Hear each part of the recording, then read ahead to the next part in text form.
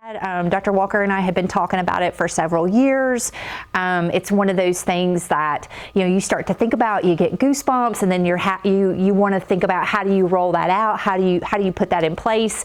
And it was actually a birthday present to me from my husband. He said, you've talked about this for a while. I think we're at a position we can do it. I'm ready to jump in and do it. We live in an area that has an elevated poverty rate, and so you have a lot of children that don't have access to health care, or you have children who have access to health care, but because of moves and divorces and what have you, they have fractured health care, meaning they go from one clinic to the next to the next.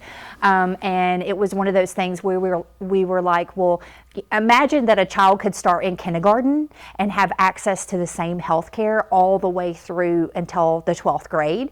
And when you say something like that, I don't know about you guys, but I immediately get goosebumps. That's huge in the healthcare world.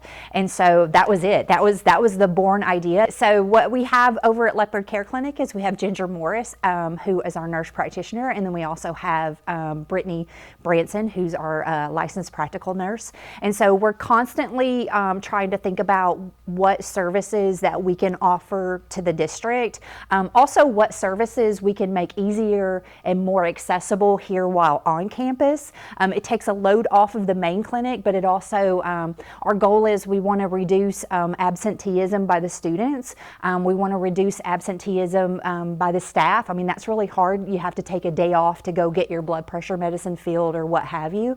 And so I think they're doing great. They're constantly, like I said, coming up with ideas of, what can we move over? What can we transition? What works? What doesn't work? Right now, especially during this pandemic, healthcare is evolving, and it's evolving very quickly.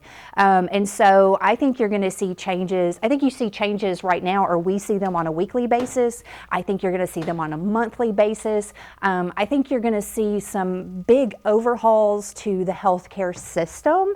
And so I'm pretty excited about all that. So.